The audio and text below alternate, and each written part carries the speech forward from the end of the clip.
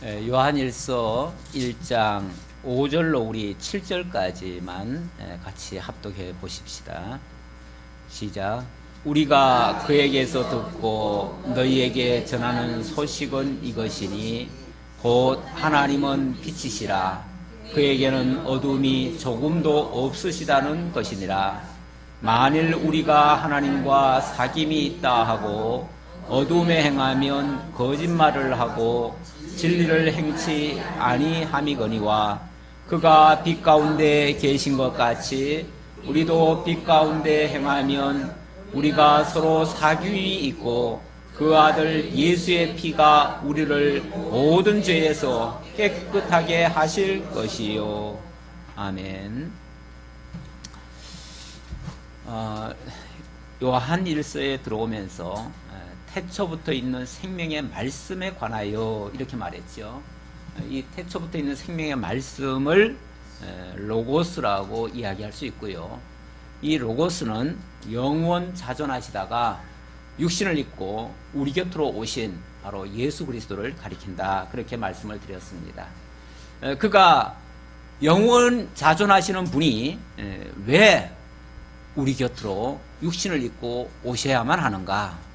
이유는 하나님과 우리 사이를 이어주기 위해서, 그걸 사귐이라는 표현으로 했습니다. 사귀게 하려고. 우리 인간들끼리도 서로 좀 사이가 안 좋은 사이를 가까이 하게 하려면 이 사람 편에도 조금 서고 저 사람 편에도 좀 서고 중립돼서 이런 역할을 해야 됩니다. 하나님과 우리 사이가 이 죄로 말미암아 원수가 되었어요. 원수가 되어서 너무나 간극이 커요. 도저히 하나님과 인간이 마주할 수가 없어요. 하나님이 필요로 하셔서 인간을 지으셨는데, 당신의 사랑의 대상으로 삼으시려고 지으셨는데, 그 인간이 하나님을 대적하고 하나님을 거부하고 그리고 하나님과 떠나버렸어요. 하나님께서도 그 죄에 대해서 진노하시고 그를 에덴 동산에서 내치시고 화영검을 둘러서 하나님과 인간 사이가 하늘과 땅 차이로 간극이 벌어져 버렸어요. 처음에는 함께 교제하던 그런 사이였는데 완전히 하나님도 인간에게 올 수 없는 상태가 되어버렸고 인간도 하나님 앞으로 갈 수 없는 그런 상태가 되어버렸습니다. 그런 상태에서 하나님과 우리 사이에 중보자가 필요합니다. 중간 역할을 하실 분이 필요합니다. 그래서 본래 말씀으로, 영원한 생명의 말씀으로 자존하시던 그 로고스가 바로 육신을 입고 이 땅에 오신 겁니다. 그래서 사람의 모습으로 오신 겁니다. 그래서 사람을 대변해서 하나님께 아뢰고 하나님을 대신해서 인간에게 당신의 뜻을 보여주시고 이렇게 해서 하나님과 인간 사이를 연결시키는 이 브릿지 역할을 해주시고 다리 역할을 해주시고, 그리고 온전하게 화목이 이루어지도록 그 사귐이라고 하는, 이걸 이제 영어로는 코이노니아라고 그러는데 이걸 헬라어가 원래 그런가요? 예, 이 교제죠, 교제. 이 교제가 이루어지도록 하나님과 이렇게 연결할 수 없는 사이를 연결시켜주는 그 역할을 위해서는 반드시 중보자가 필요하다. 반드시 중보자가 필요하고 그냥 중보자만 있어서는 되는 게 아니에요. 근본적인 죄 문제가 있기 때문에 그 죄를 해결하지 않고는 또 이게 교제가 이루어질 수가 없어요. 그래서 중보자 역할 플러스 이 죄를 대속할 화목 제물의 그 역할을 주님께서 하셔야 돼요. 그리스도께서 하셔야 돼요. 누가 할 수가 없어요. 우리가 할 수가 없어요. 우리도 할 수 없고 그 의로우신 하나님이, 근본 그 거룩하신 하나님이 이 부정한 인간을 마주할 수가 없어요. 그래서 중보자가 필요하고 화목 제물이 필요하고, 그래서 죄를 없이 해야 되는 그 과정이 필요한 거예요. 그래서 주님께서 육신을 입고 우리 가운데 오셨는데 그의 영광을 보니까 정말 하나님의 영광을 그대로 가지고 계시더라, 그 말이죠. 그런데 그거는 아무나 볼 수 있는 건 아닙니다.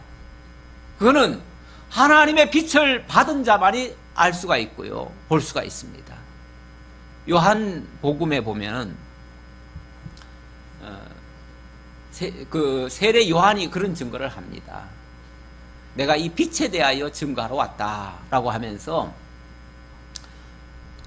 참빛이 이 땅에 왔는데 그 빛을 사람들은 알지 못하더라.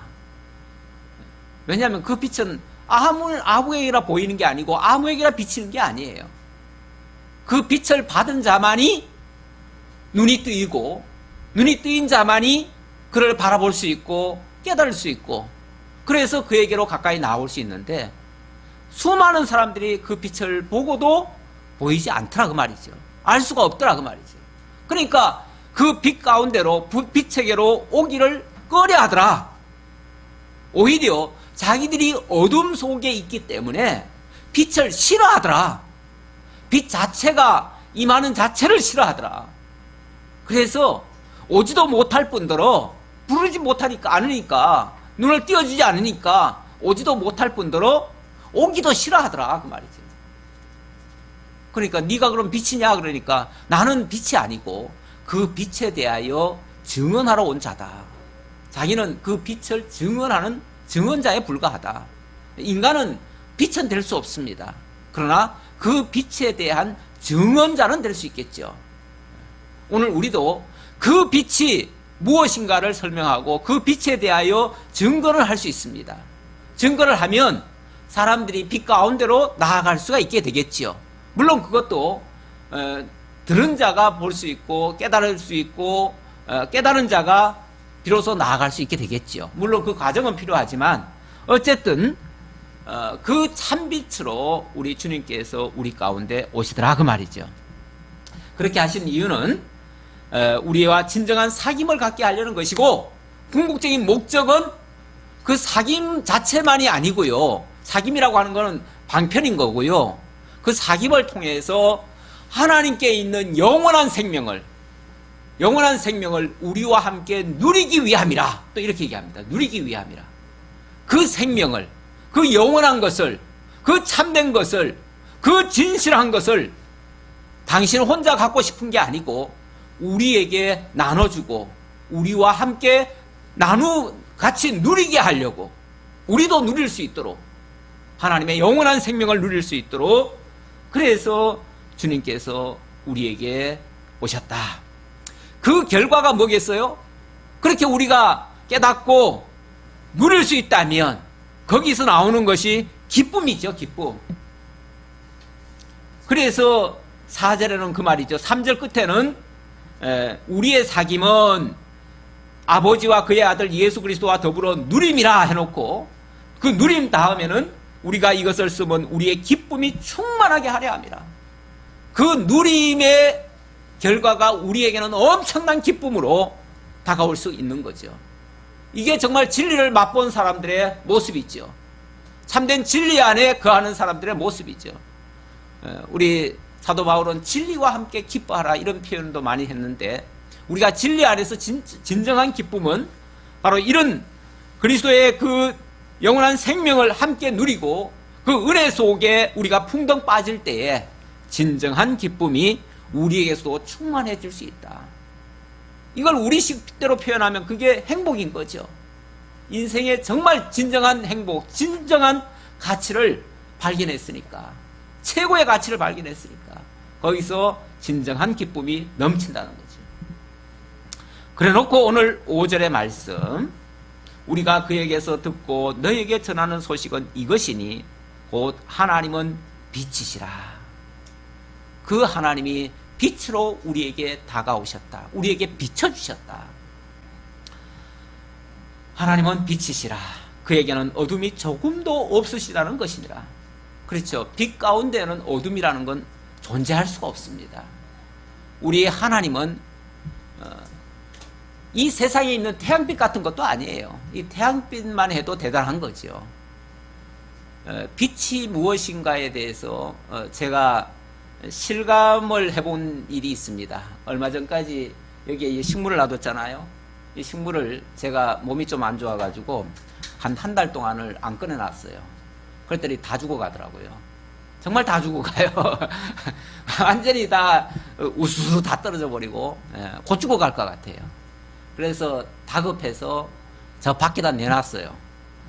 이제 밖에 내놓을 때 마음은 그랬지요.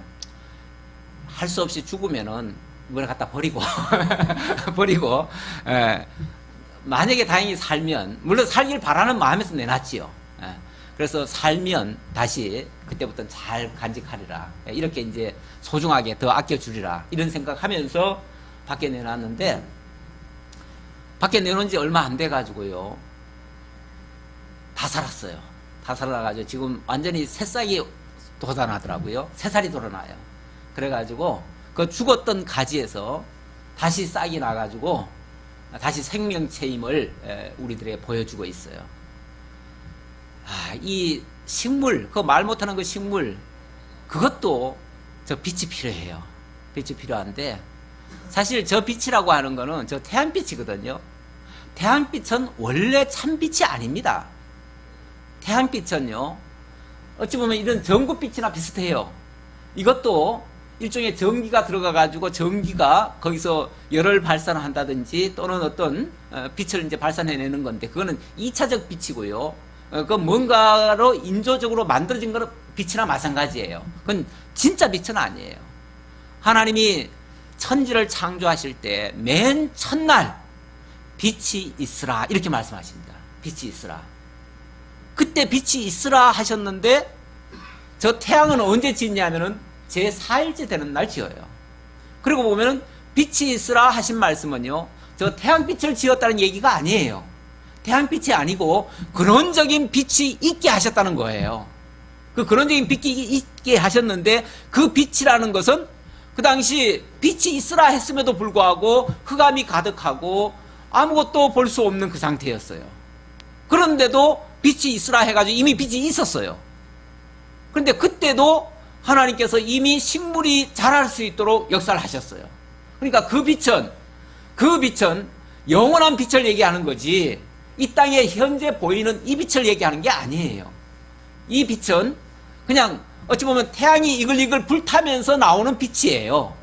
그 빛은 물론 그것도 이런 모든 생명체에게 매우 유익한 그런 요소는 될 수 있지만, 그게 근원적인 생명을 만들어내거나 살리거나 하는 그런 빛은 아니더라 그 말이죠. 물론 이 세상에 우리 생명의 요소를 얘기할 때 빛과 물과 뭐 몇 가지를 얘기하죠. 그걸 얘기할 때 그때도 반드시 빛이 들어가지만, 그거는 이 땅에 어떤 있는 것들에 대한 빛이고요. 그것도 이제 생명을 가리키기 위해서 그 빛의 소중함을 얘기한 거예요. 그러나 그건 어디까지나 계시적인 것이고, 근원적인 빛이 따로 있습니다. 근원적인 빛. 요한계시록에 가면 21장에 너무 환한 세계예요. 그 하나님의 나라가 너무 환한 세계예요. 그런데 아무리 살펴봐도 태양이 없더래요. 그래서 왜 태양이 없는가 하고, 그럼 태양도 없는데 어떻게 이렇게 밝은가 하고서 자세히 살펴봤더니 우리 주 예수 그리스도가 그 등이더라. 그 불을 밝히는 등이더라 그 말이죠. 그러니까 저 태양이라고 하는 거는 일종의 불을, 이 빛을 드러내는 그 등불이랑 같은 거예요. 등불에 불과한 거예요. 그런데 영원한 천국에는 그러한 태양이 없어도 참빛이 있어요. 그 참빛은 그야말로 태초부터 계셨던 이 생명의 말씀, 그 로고스로 계셨던 그분을 가리키는 말이에요. 그래서 그 예수가 이 땅에 오셨을 때 세례 요한은 참빛이 우리 곁으로 왔다. 그런데 사람들은 깨닫지 못하더라. 이렇게 얘기를 하는 거죠. 그냥 인간 예수로만 보았지, 그가 영원한 생명이었던, 그 참빛이었던, 영원한 생명이었고 참빛이었고 로고스였던 그 사실은 모르더라 그 말이죠. 근데 그 빛 가운데로, 그 빛의 비침을 받고 그 빛 가운데로 나오는 자들은 다 살더라 그 말이죠. 다 살더라. 그러나 그 빛이 싫어가지고 어둠 속에 그저 머물러 있으면서 나오기를 싫어하는 자들은 생명이 없는 자들이죠. 그 영원한 생명을 받을 수 없는 자들이고 그 생명을 나누지 못하는 자들이고 생명을 나누지 못하니까 기쁨이 없을 것이고 어둠 속에 살다가 어둠에서 끝나는 그런 인생이 되고 마는 것이죠. 다시 5절 또 한번 보시면요. 곧 하나님은 빛이시라. 그에게는 어둠이 조금도 없으시다는 것이니라. 그에게는 어둠이 조금도 없다. 그러니까 이 어둠이 없다는 건 뭐 중의적으로 여러 가지 의미가 함께 담겨 있는데 근본 하나님은 빛이시고 그분에게는 이 어둠 요소가 하나도 없다. 어둠 요소가 하나도 없다는 말은 이 인간에게 있는 어떤 부정적인 모습들, 부정한 일들은 하나도 없다는 거죠. 너무나 깨끗하신 분이고 거룩하신 분이고 의로우신 분이기 때문에 그렇습니다. 그러니까 그분과 우리가 교제할 수 있다는 거, 이거는 이론적으로는 잘 안 맞습니다. 잘 안 되는 겁니다. 사실은 불가능에 가까운 거죠. 그런데 중보자 되시는 그리스도가 그 중간 역할, 다리 역할을 해주시고 그리고 화목제물로 그 죄를 없애주니까 가능하다. 가능해졌다. 그 말이에요. 이제 가능해졌다. 그래서 그분은 빛이시고 그분에게 어둠이 조금도 없다면은 당연히 그분과 사귐이 있는 자에게도 뭐가 없어야 되는 거죠? 어둠이 없어야지요. 어둠이 없다는 말은 죄가 없어야 되는 거죠. 죄가 있으면은 죄 있는 그 상태로는 하나님과 사귐을 가질 수가 없는 거죠. 그래서 6절에 만일 우리가 하나님과 사귐이 있다 하고 어둠에 행하면 거짓말을 하고 진리를 행하지 아니함이거니와. 그렇죠. 우리가 이제 하나님과 사귐이 됐다. 하나님과 사귐이 됐고 하나님의 그 생명을 우리가 누리게 되었다라고 말을 한다면 우리 속에 뭐가 없어야 돼요? 어둠의 요소가 없어야 맞는 거죠. 어둠의 요소가 있는데 그렇게 하고 있다라는 말은 이게 뭔가 앞뒤가 안 맞지요. 그래서 만약에 어둠이 있는 채로 내가 하나님과 지금 교제하고 있다라고 말을 한다면 그거는 둘 중에 하나예요. 거짓말을 하거나 진리에 행하지 아니하거나. 거짓말을 한다는 말은 내가 그렇게 하지 못하면서 마치 그렇게 하는 것처럼 거짓말하거나 아니면은 하나님은 분명히 우리를 빛 가운데로 인도하셨는데 내가 여전히 어둠 속에 머물러 있거나 그 말이죠. 둘 중에 하나라는 거지. 그래요. 원리적으로 말하면 우리가 분명히 하나님의 빛을 받았고 그리스도께서 우리를 대속하는 대속의 속죄 제사까지 드려주셨고 그래서 우리는 이제 의롭다라고 하는 칭함을 받았어요. 의롭다는 말 자체가 더 이상 죄인 아니다 그 말이잖아요. 죄인 아니다 그 말이니까 당연히 우리가 이제 죄 없다라고 선언할 정도가 돼야 되는 거죠. 근데 여전히 죄 가운데 있는 모습을 그대로 보여준다면 그거는 둘 중에 하나라는 거죠. 저 사람이 거짓말하거나 그렇지 않은데 그렇다라고 본인이 착각을 하거나 아니면은 분명히 하나님은 의롭다고 해줬는데 틀림없이 법적으로는 의로운 게 맞는데 여전히 자기가 어둠 속에 그냥 들어 있는 거죠. 안 일어나는 거죠. 거기서 나는 여기가 좋사오니 하고 거기서 뒹굴고 있는 거죠. 그럴 수도 있지요. 우리가 애기들을 깨끗이 씻어가지고 아주 예쁘게 옷 입혀놨는데 이놈이 다시 흙탕물 속에 또 들어가요. 왜냐하면 지는 그게 더 좋대. 그래가지고 거기 들어가 있는 거죠. 그리고 안 일어나는 거죠. 일어나라고 아무리 해도 안 일어나는 거죠. 왜 여기 좋은데 왜 못 하게 하냐 이거죠. 그런 모습이라 비슷하다는 거죠. 하나님은 우리를 분명히 의롭다고 해주었는데 결코 정죄함이 없다고 하셨는데 여전히 우리는 그 속에 그냥 머물고 있다는 거죠. 그럴 수도 있어요. 있어요. 있으니까 이해하는 말이겠죠. 뭐 없는 말을 하겠어요. 네. 그래서 근본적으로 우리가 변화가 안 됐든지 아니면은 변화는 됐는데 진리를 별로 좋아하지 않아 가지고 진리를 행하지 않거나 둘 중에 하나일 것이다. 아니함이거니와 그가 빛 가운데 계신 것 같이 우리도 빛 가운데 행하면 우리가 서로 사귐이 있고 그 아들 예수의 피가 우리를 모든 죄에서 깨끗하게 하실 것이요. 그가 빛 가운데 계신 것 같이 그는 이제 우리 주님이 빛 가운데 계시죠. 계신 것처럼 우리도 그 주님과 우리가 지금 교제하는 사이라고 지금 한다면 당연히 우리도 빛 가운데 행하는 것이 맞는데 우리가 서로 사귐이 있고 그 아들 예수의 피가 우리를 모든 죄에서 깨끗하게 하실 것이요. 네, 이건 하실 것이요 했으니까 어떤 당위성을 얘기한 거죠. 당연히 주님께서는 그렇게 하신다 그 말이죠. 그 아들 예수의 피가 우리를 모든 죄에서 깨끗하게 하실 것이요. 이 말을 하는 이유는요. 하나님은 거룩하시고 의로우신 분인데 우리는 죄 아래에 있는 자들이에요. 완전히 죄 속에서 태어나서 죄와 더불어 살다가 죄 가운데 죽을 자들이에요. 그러니까 죄에서 벗어날 스스로의 능력으로는 도무지 헤어나올 수 없는 그런 상태에 있는 자들이에요. 그런 자들을 사귀려니까 급하기는 누가 더 급해요? 우리 애기들이 그냥 흙탕물 속에 뛰어 들어가서 그냥 들어누워가지고 안 일어나면 급하기는 누가 더 급해요? 엄마가 더 급하지요. 그러니까 엄마 쪽에서 그 애기를 그냥 억지로라도 끌어내가지고 다시 씻겨주고 저기 놀면 안 된다 하고 타일러주고 그럴 수밖에 없는 거죠. 그러니까 어떤 면에서 하나님이 당신이 뭐 급하다는 표현은 좀 그렇지만은 하나님 쪽에서 필요해서 우리 쪽으로 다가오시고 그 정말 어둠 속에 있는 자들을 끄집어내 주신 거죠. 끄집어내 주시고 내가 이렇게 너희들을 깨끗하게 했다.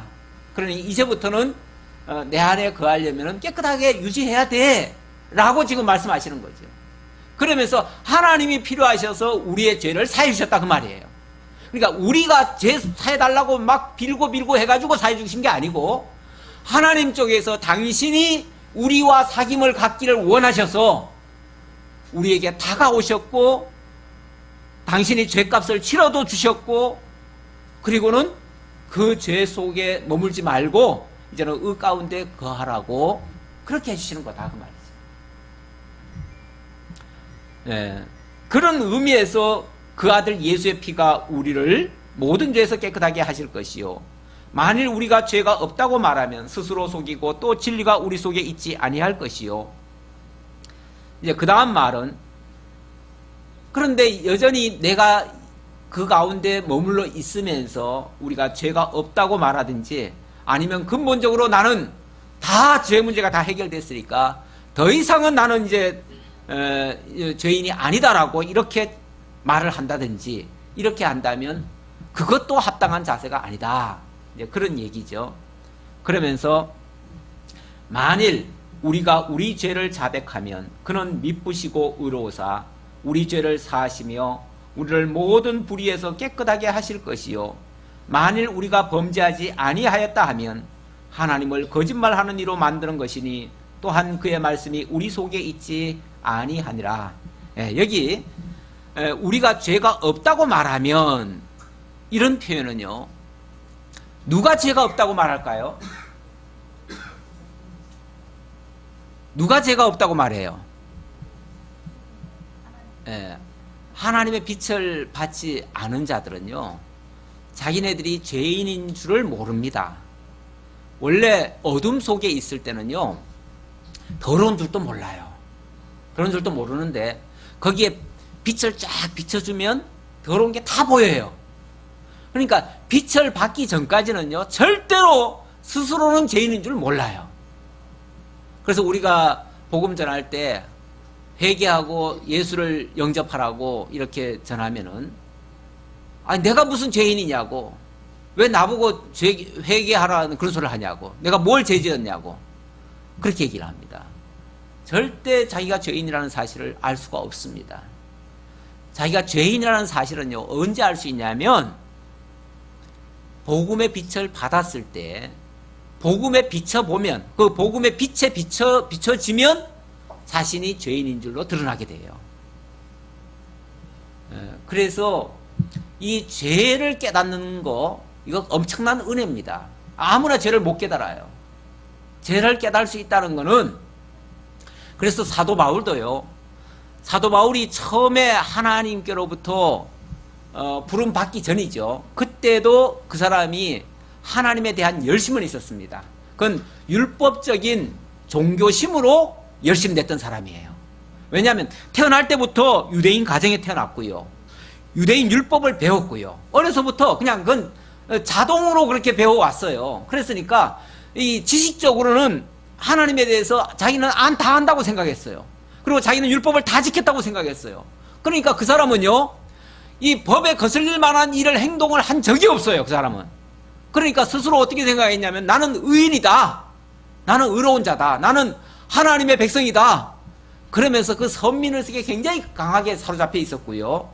그래서 자기가 의롭기 때문에 자기를 기준으로 해가지고 남들을 다 정죄하고 돌아다녔어요. 그래가지고 심지어 예수 믿는 사람들 다 잡아 죽이는데 앞장서면서도 자기는 의롭다고 생각했어요. 그게 하나님을 위한 열심인 줄 알았어요. 그렇게 못된 짓 하면서도 자기는 의인인 줄 알았어요. 그랬는데 다메섹 도상에서 하늘에서부터 강렬한 빛이 비치죠. 그 빛도 사실 그리스도의 빛이에요. 이 태양빛이 아니에요. 태양빛이 아니에요.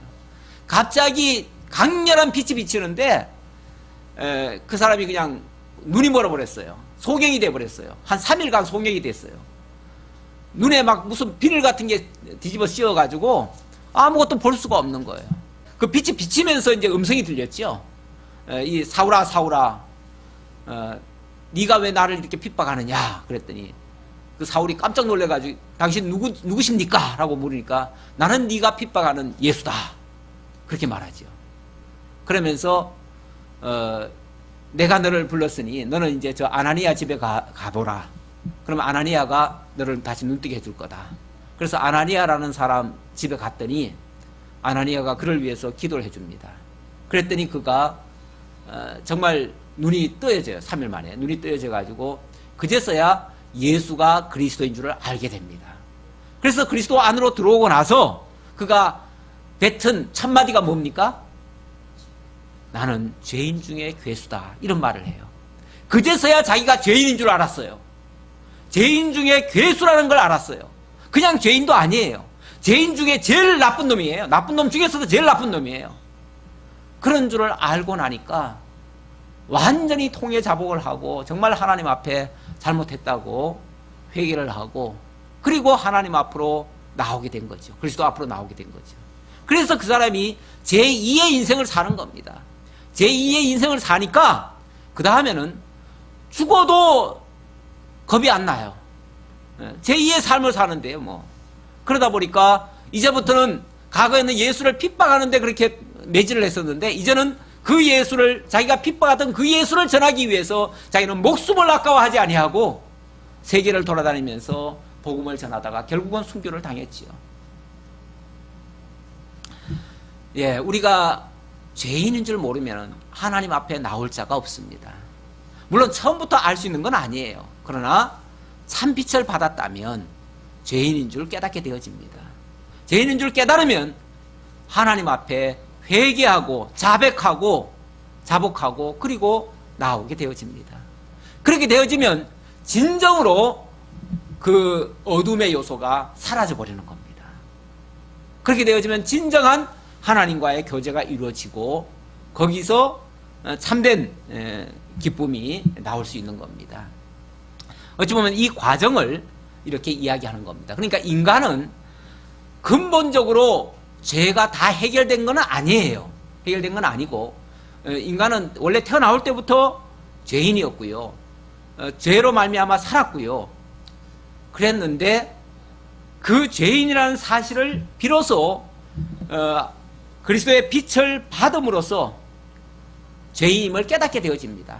깨닫게 되어지면 이제 살 길이 그리스도에게로 나아가는 거예요. 그래서 그리스도에게로 나아가지요.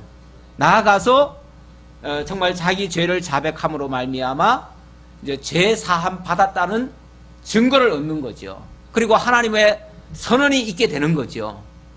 그래서 다시는 우리가 어둠 속에 살 필요가 없는 상태가 되어지는 거죠. 이 말은 다시는 우리가 어둠의 요소는 없어진다, 완전히 사라진다, 그래서 다시는 죄를 안 짓게 된다, 사실은 이 말은 아니죠. 이 말은 아니고, 우리가 이 땅에 있는 한은 어둠이라고 하는 게 늘 옆에 깔려 있어요. 어찌 보면 친구하자고 늘 같이 동행하고 있어요. 그래서 거기서 완전히 벗어날 수는 없는데, 그러나 빛 가운데 머물면, 진리 가운데 거하면 이 어둠의 요소를 물리칠 수 있다는 거예요. 그러한 원리를 얘기하는 거예요. 그렇게 얘기를 하고, 그 다음에 2장으로 넘어갑니다. 2장에 넘어가면 2장 1절로부터 17절까지에서는 화목제물이 되신 그리스도에 대해서 소개를 하고 있습니다. 2장 1절입니다. 나의 자녀들아, 내가 이것을 너희에게 쓰면 너희로 죄를 범하지 않게 하려 함이라. 만일 누가 죄를 범하여도 아버지 앞에서 우리에게 대언자가 있으니 곧 의로우신 예수 그리스도시라. 나의 자녀들아, 사랑하는 자들아, 내가 이것을 너희에게 쓰는 이유는 너희로 죄를 범하지 않게 하려 합니다. 다 죄를 범하고 있는 중인데, 죄를 범하고 있는 자들에게 죄를 범하지 않게 하려고 내가 이 사실을 알려준다, 그 말이죠. 그 말이면서, 그러면서 어떻게 죄를 범하지 않게 할 수 있는가. 그리고 그 다음 말은 만일 누가 죄를 범하여도 아버지 앞에서 우리에게 대언자가 있으리 곧 의로우신 예수 그리스도시라. 대언자, 이번에 대언자 얘기를 합니다. 대언자가 뭐죠? 그렇죠. 대신 말해주는 사람이죠. 그런 사람을 우리는 변호사라 그러죠. 변호사. 변호사가 활동을 누굴 위해서 변호를 합니까? 의인을 위해서 변호합니까? 죄인을 위해서 변호합니까? 죄인 위해서 변호해요. 죄가 아예 없기 때문에 그런 사람 편에 서서 얘기한다는 얘기가 아니고요. 죄가 있지요. 있지만 그 죄가 있다고 해가지고 그걸 정죄를 당해버리면 뭐가 되죠? 죄인이 되고, 죄인은 감옥에 갇히잖아요. 갇히면은 자유가 없어지잖아요.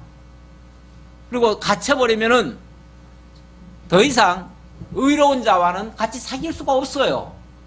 다시 말하면 하나님과의 사귐은 끝나는 거예요. 그러니까 어떻게 해야 돼요?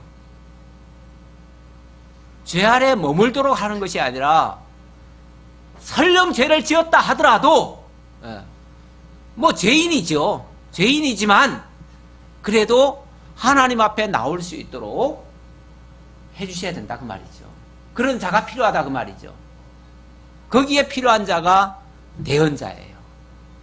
대언자, 변호사. 이 변호사, 예수님은 우리에게 뭘 약속하셨냐면, 부활 승천하시면서 내가 너희에게 몇 날이 못되어 성령을 보내주겠다. 그 성령이 오시면 너희와 함께 세상 끝날까지 너희와 동행할 것이다. 그러면서 그가 와서 내게 대하여 증언하고, 내가 가르쳐준 말을 다 기억나게 하고, 그리고 너희를 위해서 보혜사가 되어줄 것이다. 그 보혜사라는 말도 사실은 대언자 또는 변호사라는 말과 같은 말이에요. 그래서 보혜사를 다른 말로는 대언의 영, 이렇게도 얘기를 해요. 이 요한 1서는 특히 이 참 진리, 참 그리스도에 대해서 증거를 함으로써 적 그리스도를 경계하는 말씀이기도 한데요. 참 우연찮게 대부분의 이 거짓 선지자들, 적 그리스도들이 자칭 자기가 대언의 영이라고 그럽니다. 자기가 대언자라고 그럽니다. 이번에 그 피지 끌고 간 사람도 자기가 대언자래요. 자기가 성령을 받아서 대언하는 영이래요, 자기가. 그렇기 때문에 성경에 있는 말씀은 이거는 그냥 종이 짝에 써놓은 글자일 뿐이고, 이거를 자기가 먹고 자기가 재해석을 해준 것이 진짜 이거는 하나님의 말씀이다. 그래서 자기 입에서 나온 말만 진짜 하나님의 말씀이고 성경의 이거는 다 글자에 불과하다. 이거는 하나님의 말씀이 아니다. 이렇게 얘기를 해요. 그러니까 얼른 생각하면 그러니까 저 사람이 진짜 대언의 영이니까 저 사람 말이 진짜 하나님의 말씀인가 보다 해가지고 그 사람 말하는 건 전부 다 믿어버리잖아요. 네. 그런 의미에서의 대언의 영이 아니에요. 인간에게 대언자다, 대언의 영이다 이렇게 표현할 수가 없어요. 인간 대언자는요, 솔직히 말하면 인간들 중에서는 변호사라고 하더라도요, 물론 존경받을 변호사도 많지만은 약간 안 좋은 변호사도 있어요. 경우에 따라서 사기치는 변호사도 가끔 있어요. 심지어는 말도 안 되는 죄를 저질렀는데도 그냥 그걸 감싸느라고 그런 경우도 있고요. 무조건 내가 수임했으니까 무조건 다 해준다 이렇게 하는 사람도 있긴 있어요. 근데 우리 인간 변호사는요, 그러다 보니까 그 자기가 잘못하는 것이 드러나면요, 나중에 그 효과가 없어요. 그래서 인간 변호사는요, 세웠다가도 실패율이 뭐 반반이에요. 반반까지는 아니더라도 상당수가 실패해요. 그래서 인간 변호사는 믿을 것이 못 됩니다. 그거는 이해관계에 따라서 얼마든지 달라질 수 있는 상황이에요. 그래서 인간 변호사는 별거 아니지만, 그러나 하나님 앞에 인간을 변호하기 위해서 대언자가 되어주시는 그분은요, 정말 하나님과의 관계를 제대로 갖게 하기 위해서 하시는 분이에요. 그러다 보니까 그분은 실패할 리가 없어요. 그분은 그냥 그 사람의 죄 없음을 밝혀주는 정도가 아니라, 죄가 있더라도 내가 죄값 다 치러줄 테니 용서해 주세요. 내가 죄값 다 치러줄 테니 죄 없다고 해주세요. 이러시는 분이에요. 그러다 보니까 그냥 말로만 하는 대언자가 아니라, 당신 몸으로 값을 다 치러놓고 봐요, 없잖아요. 내가 다 치렀으니까 없잖아요. 이렇게 하시는 분이에요. 그러니까 인간 대언자와는 비교할 수 없는 정말 진정한 중보자 되시는 대언자 되시는 거죠. 그러니까 대언자라는 말도 어떤 면에서는 중보 역할을 하는 거나 마찬가지인데, 진정한 하나님과의 중보자. 그래서 이 중보자라는 표현도요, 우리가 함부로 쓰기가 좀 겁나요. 왜 그러냐면 너무 인간들 가운데서도 자꾸 중보자래. 중보자라는 표현을 많이 쓰더라고요. 어떤 사람이 방송에 나와가지고 왜 그 이단들이 저렇게 활개를 치고 저런 말에 사람들이 또 넘어갑니까 그랬더니, 그 목회자는 하나님과의 관계에서 중보자 역할만 해야 되는데 자꾸 자기가 하나님 노릇을 해서 그렇다, 그 말을 하더라고요. 그 말을 하는데 얼른 들으면 그 말도 맞는 것 같은데, 중보자란 말에 저는 딱 걸려요. 아니, 중보자는 아무나 하는 겁니까? 중보자가? 인간이 중보자가 될 수 있습니까? 중보자는요, 유일한 중보자는 그리스도밖에 없습니다. 우리는 중보자라는 용어도 함부로 쓰면 안 돼요. 근데 일반 교회에서들 너무 중보 얘기를 너무 많이 하더라고요. 심지어는 중보 기도, 중보 한다 이렇게 얘기하잖아요. 그 중보란 말은 그야말로 하나님과 인간 사이에 중간 역할을 하는 자예요. 브릿지가 되는 자예요. 중간 역할, 완전히 다리를 놔주는 자예요. 그런데 인간이 하나님과의 사이에 다리 놔줄 수 있어요? 우리 인간은요, 중보 자격 자체가 없어요. 왜? 자기 죄값도 해결을 못해요. 자기 죄 문제도 해결 못해요. 인간은 모두가 다 죄인이에요. 그래서 스스로를 해결할 수 없는 존재예요. 진짜 중보자 되시는 그리스도가 중간 역할 안 해주면, 그가 우리 대언자 안 해주시면 우리는 한 발짝도 하나님 앞에 나아갈 수 없는 자예요. 그래서 유일하게 우리가 하나님 앞에 나아갈 수 있는 길은 그 중보자 되시는 그리스도밖에는 없는 거예요. 그래서 그리스도가 유일하게 내가 길이요 진리요 생명이라, 나를 말미암지 않고는, 나를 통하지 않고는 아버지께로 갈 자가 없느니라. 그게 중보자란 얘기예요. 내가 유일한 중보자다. 나를 말미암지 않고는, 나를 통하지 않고는 아버지께로 갈 자 없다. 그래서 내가 진짜 하나님께로 나아가는 길이고, 그 하나님의 진리를 전달하는 자고, 그리고 하나님의 생명을 나눌 수 있는 자다. 유일하다. 나밖에 없다 그 말이죠. 안 그러면요, 인간이 자꾸 중보자라 그러면 그 인간을 의지해요, 사람들이. 왜? 하나님은 멀리 계시고 인간은 옆에 있잖아요. 그러니까 옆에 있는 인간을 자꾸 의지하잖아요. 어느 누구도 나를 의지하지 못하게 만들어야 돼요. 나를 의지하게 하면 어느 순간 내가 우상이 돼버려요. 내가 하나님 자리에 올라가게 돼요. 그래서 인간 목소리를 너무 높이는 것도 문제가 심각해져요. 인간은 어떤 경우에도 중보자 될 수 없어요. 중매장이라는 말은 가능해요. 중매장이라는 말은. 그건 뭐 사도 바울도 썼던 말이고, 또 세례 요한처럼 나는 증인이다, 이렇게는 말할 수 있어요. 증인이다.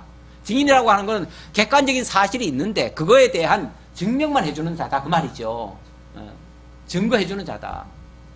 나는 증거자로 왔지. 그러니까 이 세상의 이 모든 인간들은 증인이고 그리스도에게 연결시켜 주려고 소개하는 자. 중매장인은 소개하는 자잖아요. 소개하는 자.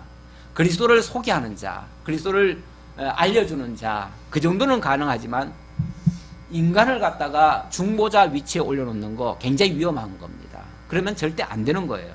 유일한 중보자는 그리스도밖에 없다. 유일한 대언자는 그리스도밖에 없다. 유일한 제물은 그리스도밖에 없다. 그리스도 외에는 우리를 하나님과 연결시켜 줄 자가 없다 그 말이죠.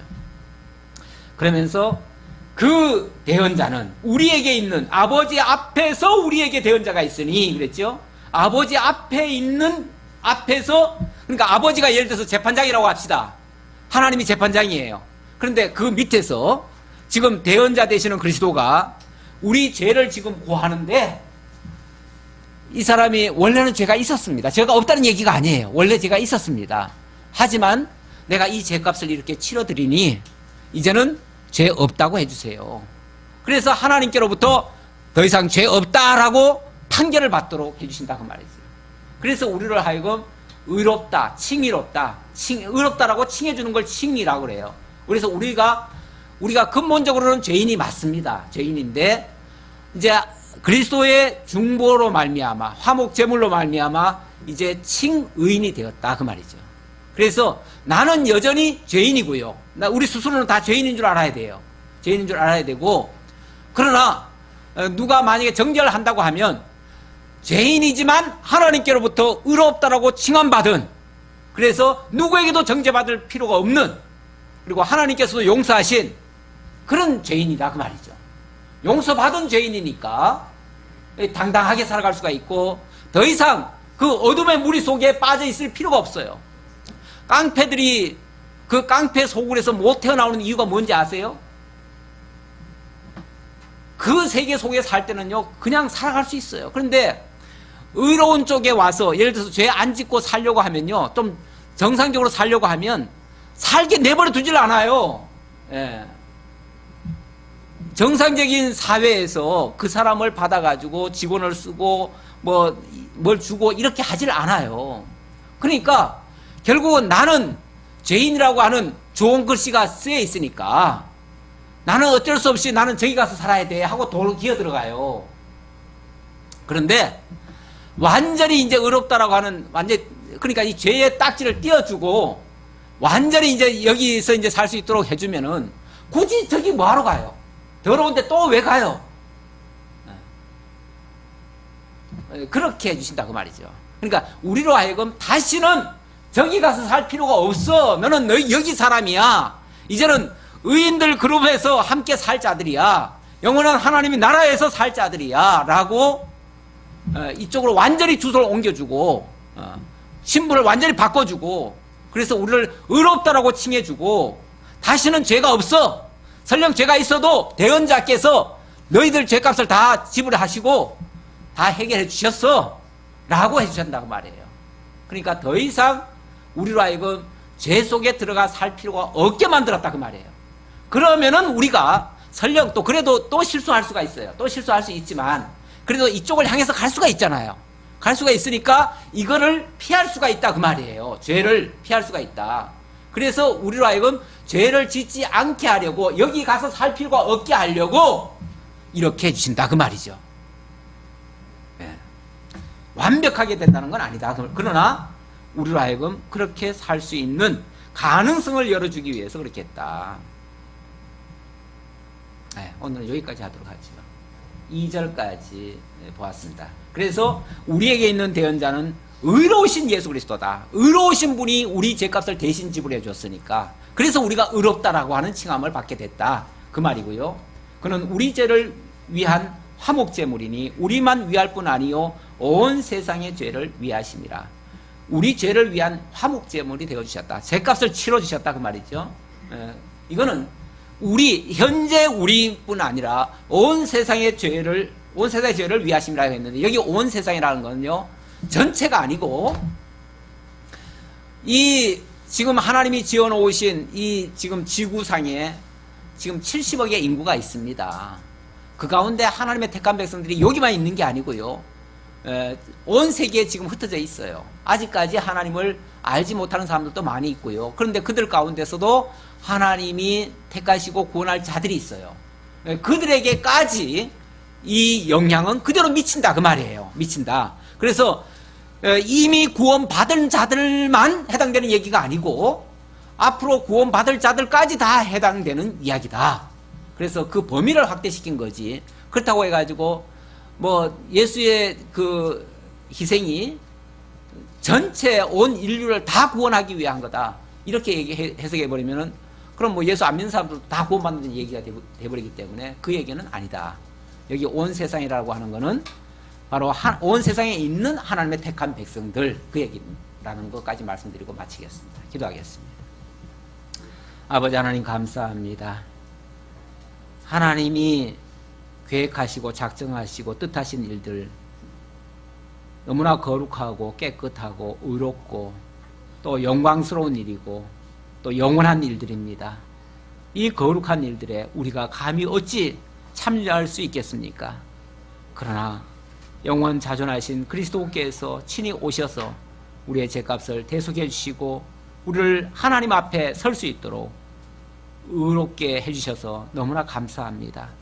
이제 다시는 죄 가운데 살지 않아도 되는 신분이 되었사오니, 이제는 의인들과 함께 의의 가운데서, 하나님의 진리 가운데서 정말 이 복음을 전하는 그런 선한 입술로 살아가며 하나님의 영광을 위하여 살아가는 우리의 남은 여생들 될 수 있도록 인도해 주시기를 원합니다.